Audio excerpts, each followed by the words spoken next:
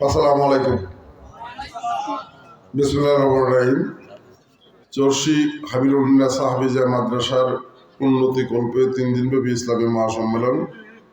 আজকে এই সম্মেলনের সম্মানিত সভাপতি, সম্মানিত উলেমায়ে কেরাম, বিশেষ করে যিনি আপনাদের সামনে মূল্যবান বক্তব্য উপস্থাপন করছিলেন, অন্যান্য সম্মানিত উলেমায়ে কেরাম, সম্মানিত অতিথিবৃন্দ, বিশেষ করে আমার সাথে আগত জামালপুর সদর উপজেলা বিএনপির সম্মানিত সভাপতি জনাব শফিউর রহমান, আমাদের ইউনিয়ন বিএনপির সম্মানিত সভাপতি অধ্যক্ষ হাফিজুর রহমান তালুকদার, সম্মানিত সাধারণ সম্পাদক হজরত বাড়ি, সিনিয়র যুগ্ম সাধারণ সম্পাদক বিল্লাল হোসেন সহ আমাদের অন্যান্য সম্মানিত অতিথিবৃন্দ, উপস্থিত আমার পিতৃতুল্য শ্রদ্ধাভাজন মুরব্বিয়ান, প্রিয় মুসলিয়ান ভাইরা, আমাদের সমস্ত মা বোনরা শুনছেন, সম্মানিত উপস্থিতি, আসসালামু আলাইকুম।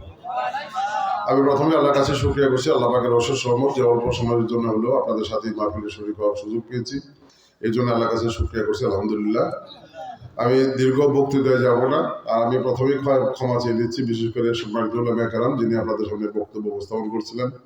আমার আসলে একটা মাহফিল করে আসছি, এটার পরে আরো 2টা মাহফিল, একটা রানাগাছা, একটা নরুন্দিতে। দাওয়াত দিলে সব জায়গাতেই যাওয়া লাগে, তা নাহলে হয়তো হুজুর বয়ান শেষ করার পরে কথা বলতাম। এই কারণে না মাঝখানে একটু কথা বলে নিয়েছি, এই জন্য আমি ক্ষমা প্রার্থনা করছি। আমি বিস্তর আলোচনায় যাব না। প্রথমত সংক্ষেপে যে কথাটি বলতে চাই, এই দুনিয়াতে আল্লাহ পাকের অসংখ্য সৃষ্টি আছে। আল্লাহ পাক সমস্ত সৃষ্টির শ্রেষ্ঠ সৃষ্টি হিসেবে মানুষকে সৃষ্টি করেছেন। দুনিয়াতে আমরা সবচেয়ে ভাগ্যবান যে আল্লাহর শ্রেষ্ঠ সৃষ্টি মানুষ হিসেবে দুনিয়াতে আসার সুযোগ পেয়েছি। কথা ঠিক না? এর জন্য আল্লাহর কাছে আমরা শুকরিয়া করি, আলহামদুলিল্লাহ। আল্লাহ পাক ইচ্ছে করলে আমাদের গরু ছাগল করে দুনিয়া পাঠাবে, হাঁস মুরগি করে দুনিয়া পাঠাবে। সৃষ্টির শ্রেষ্ঠ সৃষ্টি, এবং মানুষকে সৃষ্টি করছেন এমন ভাবে যে অন্যান্য সমস্ত সৃষ্টি মানুষ যদি সঠিক পথে চলে তাহলে অন্যান্য সৃষ্টিগুলো মানুষের কল্যাণে ব্যবহৃত। আমরা সেই আল্লাহর শ্রেষ্ঠ সৃষ্টি মানুষ, এর জন্য আমরা আল্লাহর কাছে শুকরিয়া করি, আলহামদুলিল্লাহ। এই মানুষের মধ্যে আমরা সবচেয়ে বেশি ভাগ্যবান যে পৃথিবীতে বিভিন্ন ধর্ম আছে। এই পৃথিবীর সর্বশ্রেষ্ঠ ধর্ম হলো ইসলাম। আমরা সেই শ্রেষ্ঠ ধর্ম ইসলামের অনুসারী মুসলমান হিসেবে তার সুযোগ পেয়েছি। কথা ঠিক না? এর জন্য আল্লাহর কাছে শুকরিয়া করি, আলহামদুলিল্লাহ।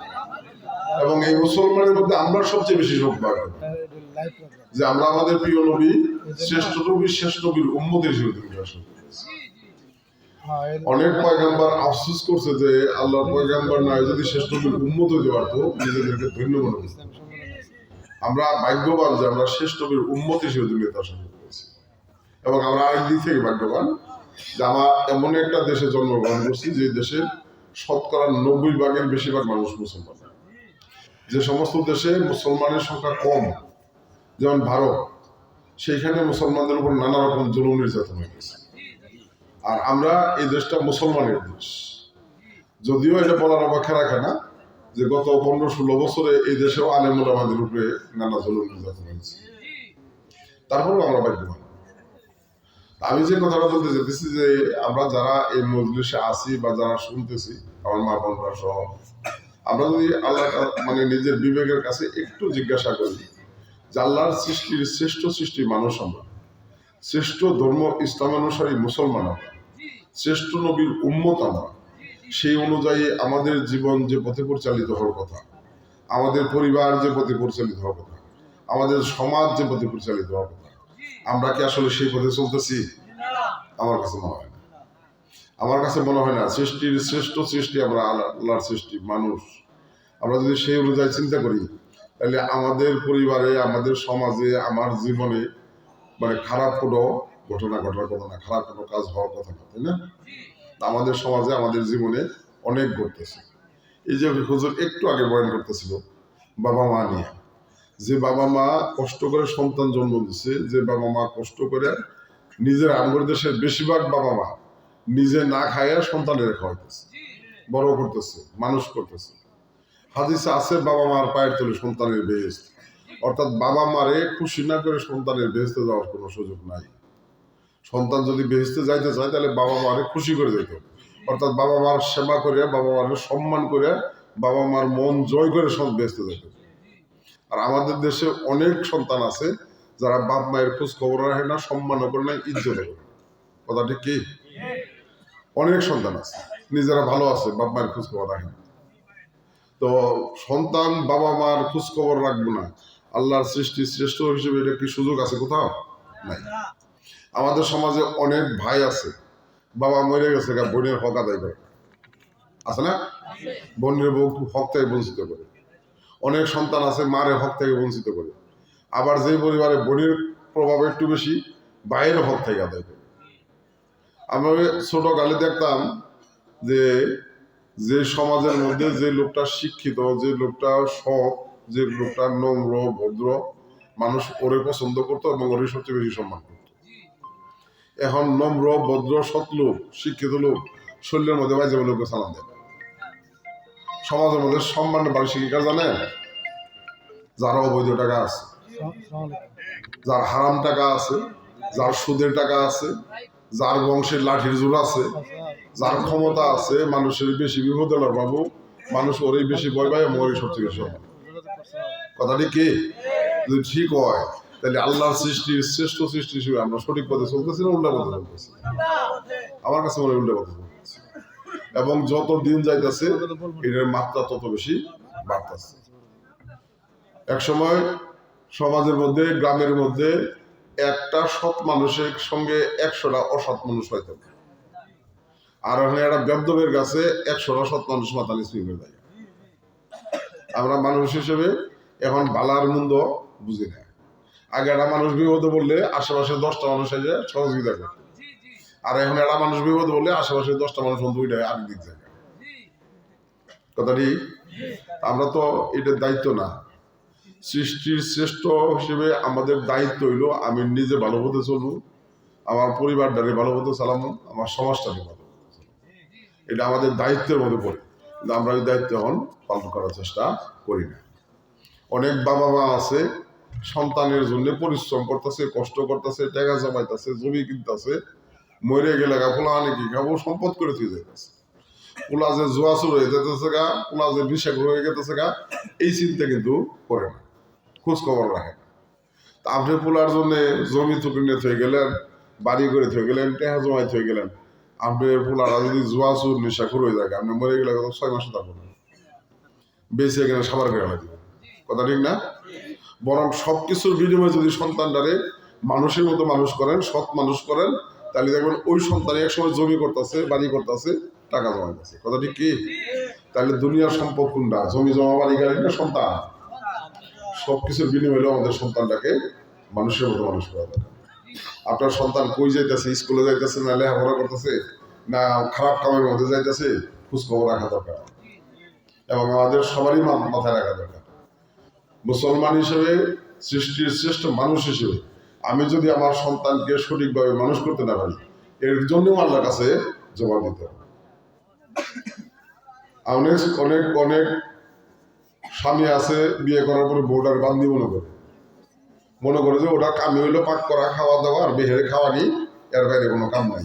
স্বামী স্ত্রীর যে মহব্বত আছে, অনেক স্বামী তার স্ত্রীর সেই মহব্বত করে না, সেই মর্যাদা দেয় না।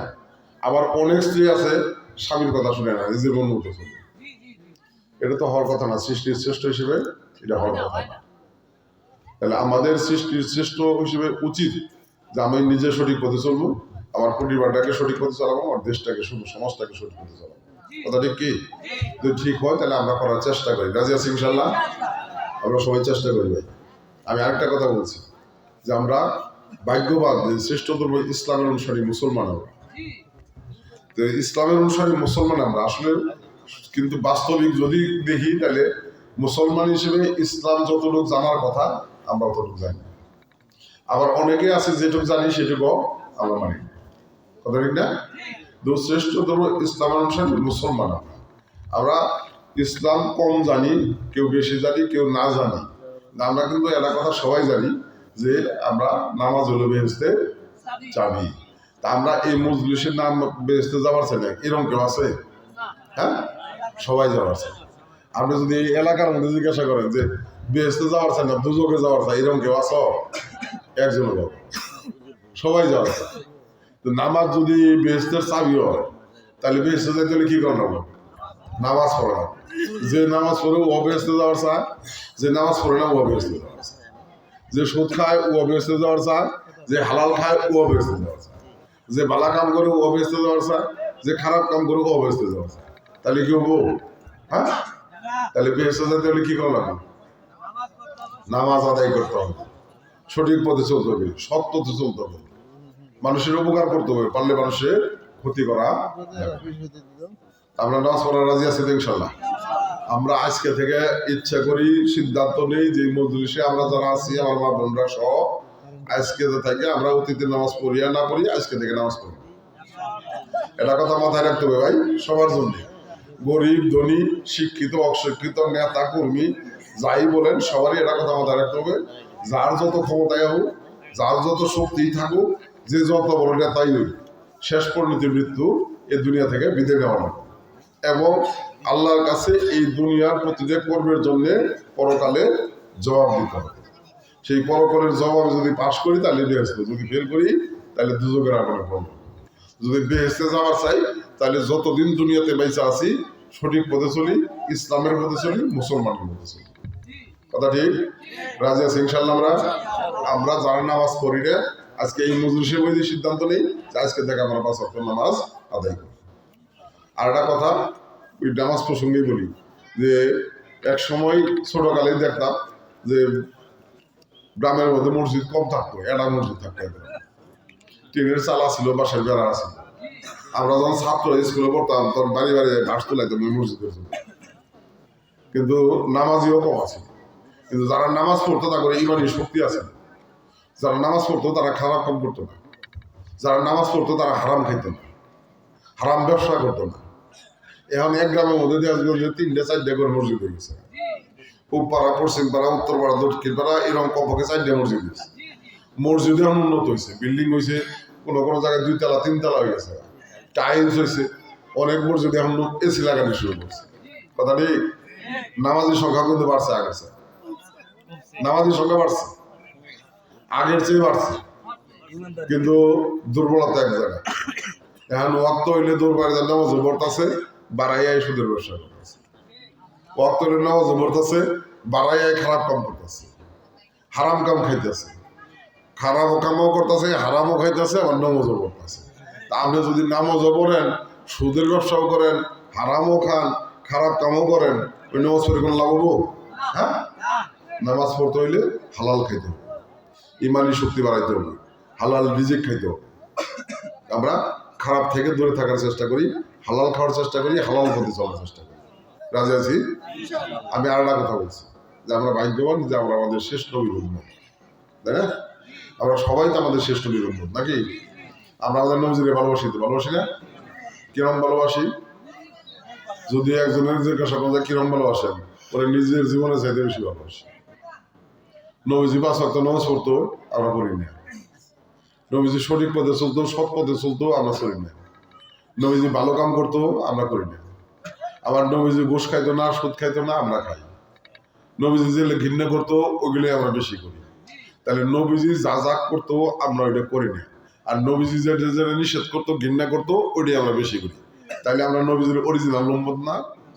হ্যাঁ, ওই হিসেবে আমরা উম্মত হওয়ার পাইছি? আমার মনে হয় না।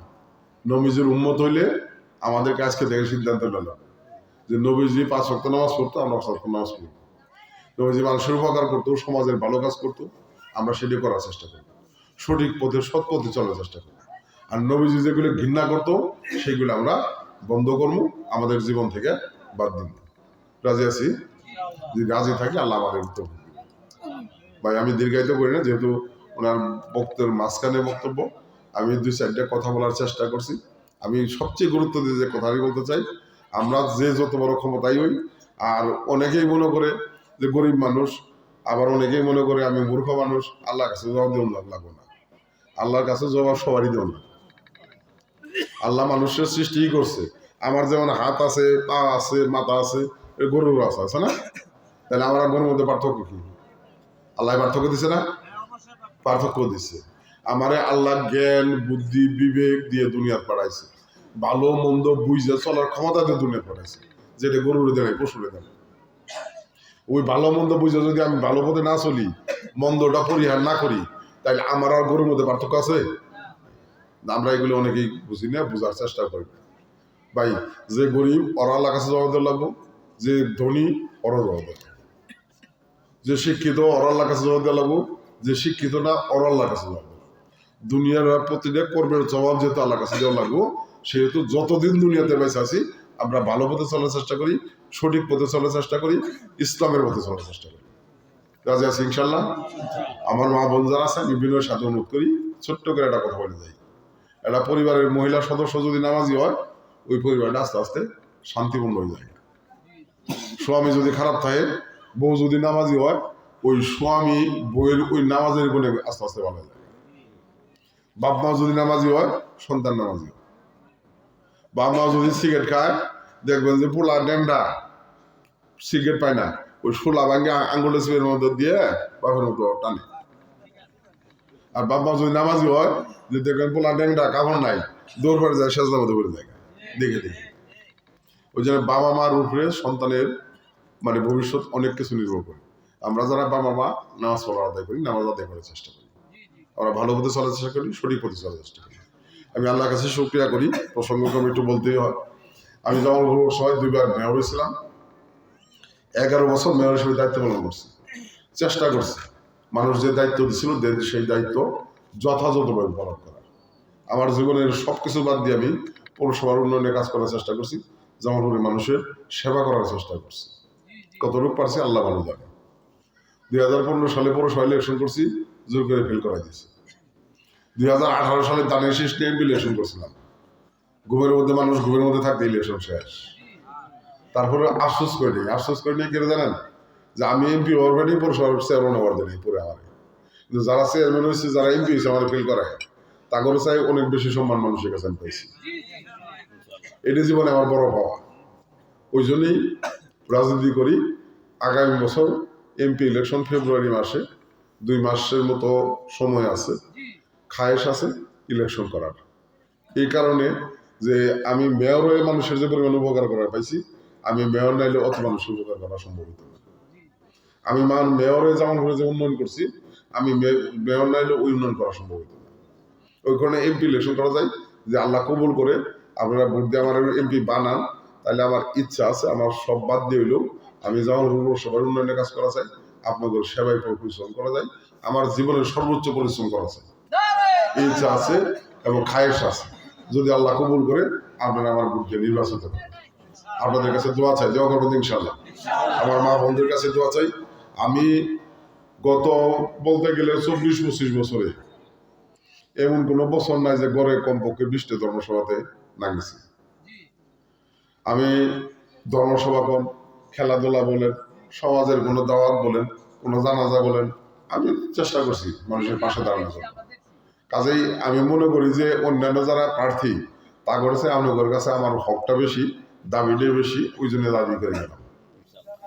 দোয়া চাই, দানের শেষে ভোট চাই। আমি ব্যক্তিগতভাবে সবসময় চেষ্টা করি, আজকেও 10,000 টাকার অনুদান দিয়ে যাইতেছি, দোয়া করবেন যাতে আল্লাহ আরো ভবিষ্যৎ দেওয়ার তৌফিক দান করেন। আর আমাদের এখানে নেতৃবৃন্দ যারা আছে, তারা আরো 26,000 টাকা দিচ্ছে নিজেরা, আমি 10 দিতেছি, 36,000 টাকা দিয়ে দিতেছি।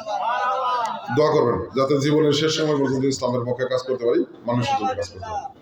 এই দোয়া কামনা করে আমি হুজুরের কাছে আবারও ক্ষমা চাই।